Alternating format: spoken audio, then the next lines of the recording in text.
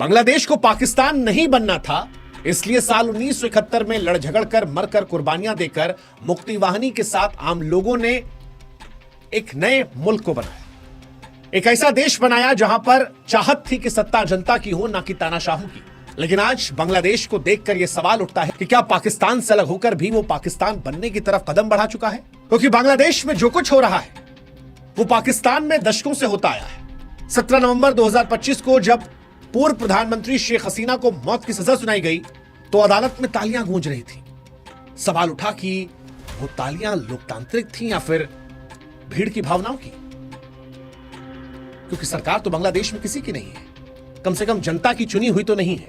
और फिर सवाल आया कि क्या इसी को बनाने के लिए लड़ाई लड़ी गई थी, या फिर आजादी के दशकों बाद बांग्लादेश उसी दलदल में फंस गया जहां सत्ता बदलते विपक्ष के नेता जेल में चले आते हैं, फांसी के तख्त पर लटक जाते हैं। वो जो पाकिस्तान में दशकों से होता आया है, आज भी हो रहा है। पाकिस्तान के सबसे popular leader Imran Khan jail की सलाखों में सड़ रहे हैं। जुल्फिकार अली भुट्टो को कभी फांसी के तख्त पर चढ़ा दिया गया था, सिर्फ इसलिए क्योंकि जो सत्ता में थे उन्हें वो पसंद नहीं थे और लोकतंत्र की आड़ लेकर ही फांसी पर चढ़ाया गया था, या आज जेल में डाला गया है। अब सवाल यह है कि क्या बांग्लादेश में भी वही हो रहा है?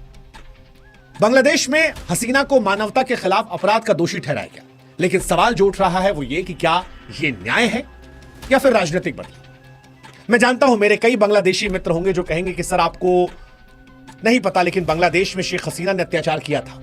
हो सकता है किया, हो सकता है उनके कदमों से वहां की जनता दुखी रही हो और होगी भी, तभी शायद इतनी बड़ी भीड़ जो है वो निकली थी। लेकिन मकसद मेरा शेख हसीना को सही या गलत ठहराना नहीं है। सवाल यह है कि जब देश में जनता के द्वारा चुनी गई सरकार नहीं है, उस वक्त एक पूर्व प्रधानमंत्री को फांसी का फरमान और तालियों की बौछार, क्या यह स्वस्थ लोकतंत्र की निशानी है? क्योंकि लॉजिक तो पाकिस्तान भी देता है, इमरान खान को जेल में डालने के पीछे लॉजिक जुल्फिकार अली भुट्टो को फांसी पर चढ़ाने पर भी था, नवाज शरीफ को हटाने पर भी था।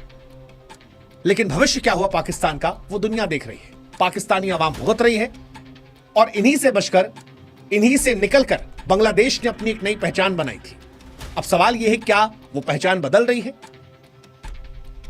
आज इस वीडियो में हम ये समझने की कोशिश करेंगे कि बांग्लादेश में शेख हसीना को फांसी क्यों दी गई, क्या आरोप लगे, बांग्लादेश के हाल का भारत पर क्या असर होगा, क्या भारत शेख हसीना को वापस बांग्लादेश को लौटाएगा, और अगर भारत नहीं लौटाता है तो इसका भारत और बांग्लादेश के रिश्ते पर क्या असर पड़ेगा? शेख हसीना को आखिर किन आरोपों में सजा मिली है, उनके पास विकल्प क्या है, इसमें यूएन या आईसीसी क्या भूमिका निभा सकते हैं, शेख हसीना के पास रास्ते क्या, और क्या शेख हसीना को फांसी के तख्त पर लटकना पड़ेगा?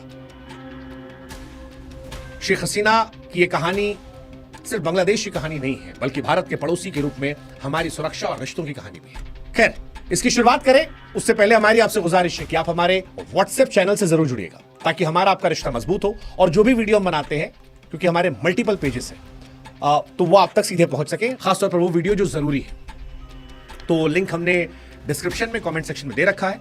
चैनल से भी नहीं जुड़े हैं तो जुड़ जाइएगा, नंबर बढ़ते हैं तो अच्छा लगता है। खैर, शुरू करते हैं। बांग्लादेश इस मोड़ पर कैसे पहुंचा, पहले यह समझते हैं। तो बांग्लादेश की पॉलिटिक्स जो है वो हमेशा से आग उगलती रही है। 1971 में बांग्लादेश से अलगाव के बाद शेख मुजीबुर रहमान, जो कि शेख हसीना के पिताजी थे, उन्होंने देश को संभाला। लेकिन कुछ ही समय बाद उनकी 1975 में हत्या कर दी गई। इसके बाद सैन्य तख्ता पलट हुआ, अस्थिरता आई। हालांकि 1990 के दशक में बांग्लादेश में लोकतंत्र फिर लौटा, लेकिन अवामी लीग, जो कि शेख हसीना की पार्टी है, और बीएनपी खालिदा जिया की पार्टी जो है, उनके बीच खींचतान चलने लगी। इसी बीच शेख हसीना जो है वो 2009 से 2024 तक प्रधानमंत्री रही, 15 साल तक बांग्लादेश की प्रधानमंत्री रही। शेख हसीना की बुराई या शेख हसीना पर जो आरोप लगे हैं, उससे पहले जो अच्छाई है उसको सामने रख देते हैं। शेख हसीना के कार्यकाल के दौरान जो बात अच्छी रही वो ये कि बांग्लादेश की जीडीपी चमक गई, जीडीपी ग्रोथ 6 से 7 रही, गरीबी घटी। हालांकि शेख हसीना पर बार बार ये आरोप लगते रहे कि लोकतंत्र जो है वो बांग्लादेश में कुचला गया है। आरोप ये लगे कि विपक्ष को दबाया गया है, दमन, चुनावों में धांधली के आरोप लगे, मीडिया पर सेंसरशिप के आरोप लगे। लेकिन फिर भी जनता के बीच जाकर उनको भारी मैंडेट मिल रहा था। जब वो हटाई भी गई तब उनके पास बहुमत से कहीं ज्यादा सीटें थी। लेकिन इन सब के बीच में 2024 में घटना हुई जिसने बांग्लादेश में सब पलट दिया। जुलाई में छात्रों का कोटा प्रोटेस्ट शुरू हुआ, सरकारी नौकरी में 30% आरक्षण के खिलाफ। शुरुआत में यह शांतिपूर्ण था, लेकिन फिर आरोप लगा कि सरकार ने कुचला, पुलिस ने फायरिंग की, हेलीकॉप्टर से गोलीबारी हुई, ड्रोन अटैक हुआ और ये आंकड़ा आया कि बड़ी संख्या में बच्चों की, लोगों की मौत हुई,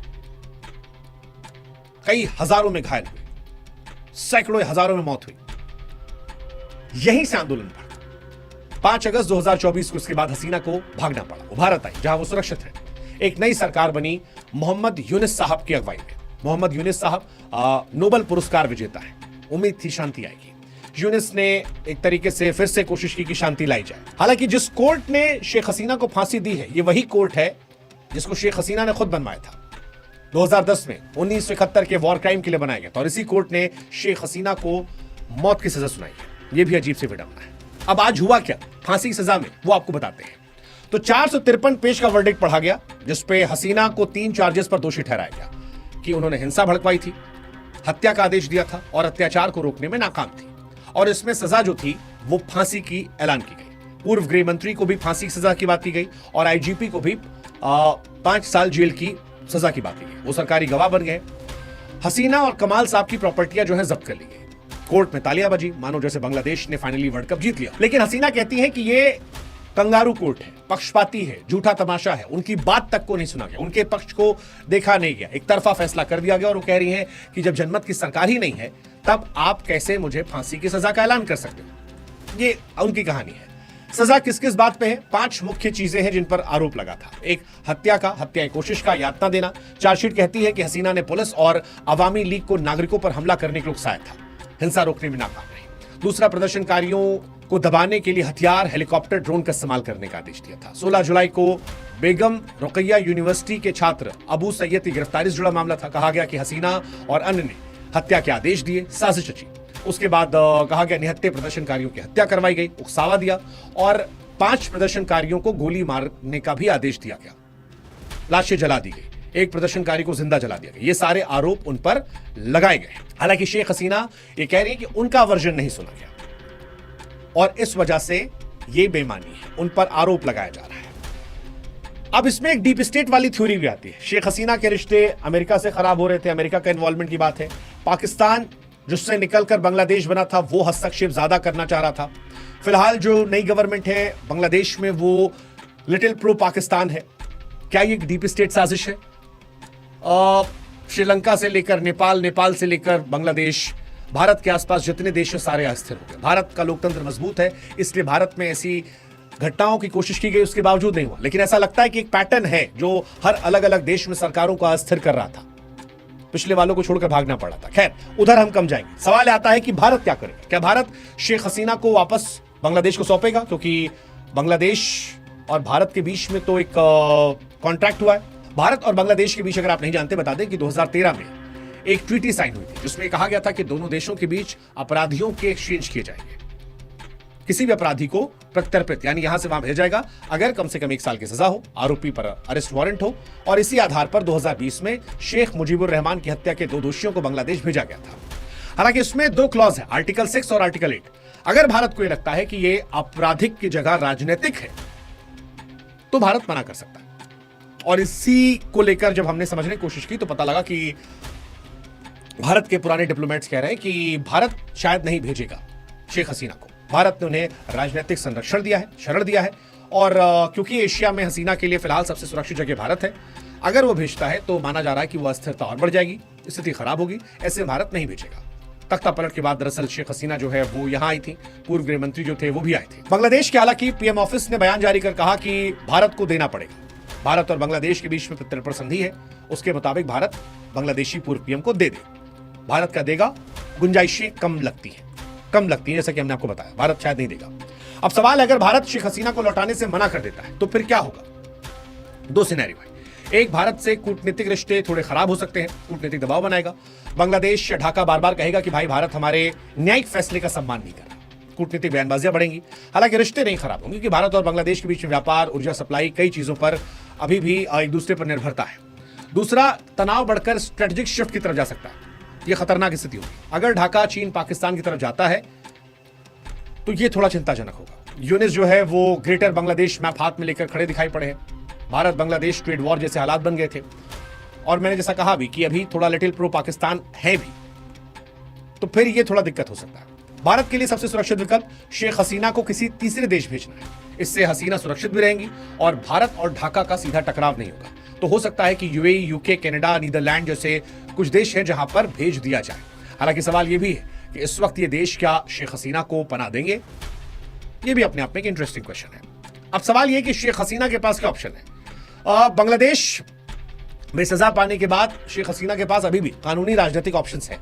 जैसे कानूनी ऑप्शन ये है कि वो बांग्लादेश की ऊपरी अदालतों में चुनौती दें, सबूतों को दोबारा जांच, अनफेयर ट्रायल का हवाला देकर रिव्यू करने की मांग करें। हसीना जो है वो निष्पक्ष ट्रायल ना होने को लेकर अंतर्राष्ट्रीय मानवाधिकार संगठन, कानूनी संस्थाओं में शिकायत कर सकती है। हालांकि जो ये संस्थाएं होती हैं डायरेक्टली किसी देश के फैसले को बदलती नहीं है, लेकिन फेयर ट्रायल की मांग कर लेती है। एक ऑप्शन है पॉलिटिकल। हसीना भारत या किसी देश में उनकी जान और खतरा का हवाला देकर सुरक्षा मांग सकती है। उनकी पार्टी अवामी लीग और अंतर्राष्ट्रीय समर्थक दूसरे देशों पर दबाव बना सकते हैं ताकि बांग्लादेश पर ट्रायल को लेकर सवाल उठाए जाएं और सजा को रोका जाए। अवामी लीग जो है वो जन समर्थन उड़ाए और यूनिस सरकार पर सजा में नरमी बरतने का दबाव बना सकती है। ये भी कहानी हो सकती है। लेकिन पॉइंट ये, क्या ये सब होगा? क्या यूएन आईसीसी इसमें इन्वॉल्व होगा? थोड़ा मुश्किल है। मानवाधिकार उल्लंघन की जांच करते हैं, फेयर ट्रायल पर सवाल उठाते हैं, लेकिन रेफर नहीं करते। कुल मिलाकर 2-3 कहानियां निकल कर आती हैं कि ये कियोस बना रहेगा। बांग्लादेश में अभी भी हसीना का टॉपिक जो है वो बिकता है।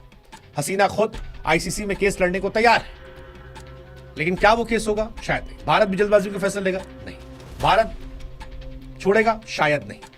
शेख हसीना 78 साल की है। वो जानती हैं कि शायद जिंदा बांग्लादेश न लौट पाए, लेकिन वो ये जानती हैं कि बांग्लादेश की राजनीति में हसीना का फैक्टर खत्म नहीं हुआ है।